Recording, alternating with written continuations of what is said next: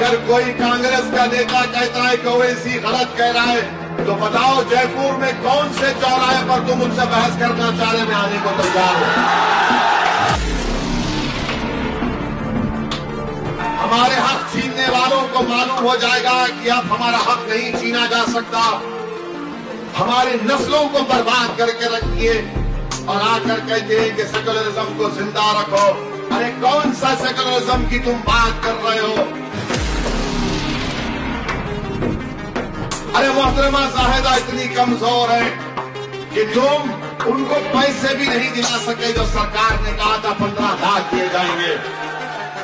इतनी हिम्मत नहीं है कि अशोक गहलोत के सामने जाकर कह सके कि कम से कम जो ऐलान किया गया था वो तो दे दो।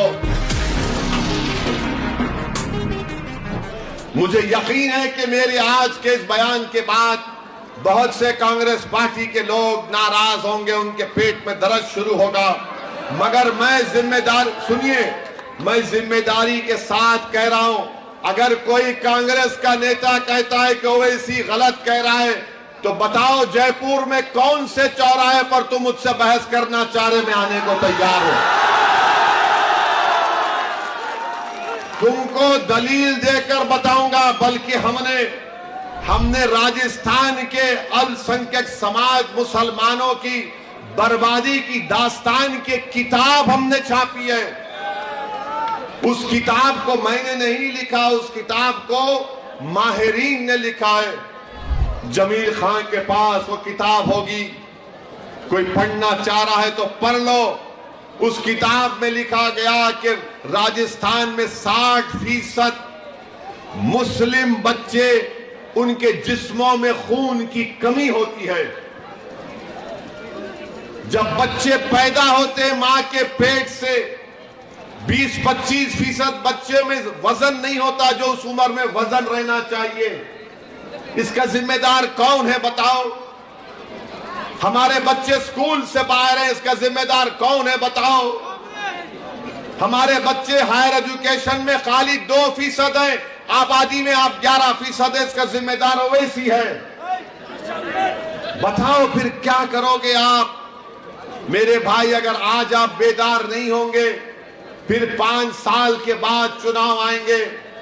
अगर आज आप बेदार होकर एक मर्तबा जमील खान के हक में अपने वोट का इस्तेमाल करेंगे तो जालिम को मालूम होगा कि वो जुल्म नहीं कर सकेगा।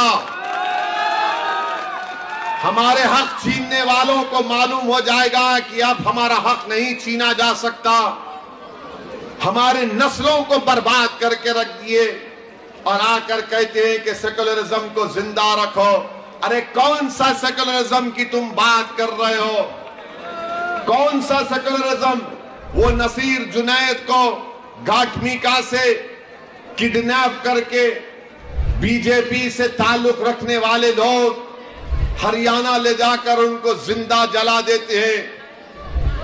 जुनैद और नसीर की जली हुई लाशें उनके घर को जाती हैं। तो ये आपका मुख्यमंत्री अशोक गहलोत 15-20 दिन के बाद उस पीड़ित परिवार के घर को जाकर मिलता है। ये सेकुलरिज्म है? ये सेकुलरिज्म है कि मरने वालों को अब तक सिर्फ 5 लाख दिए गए।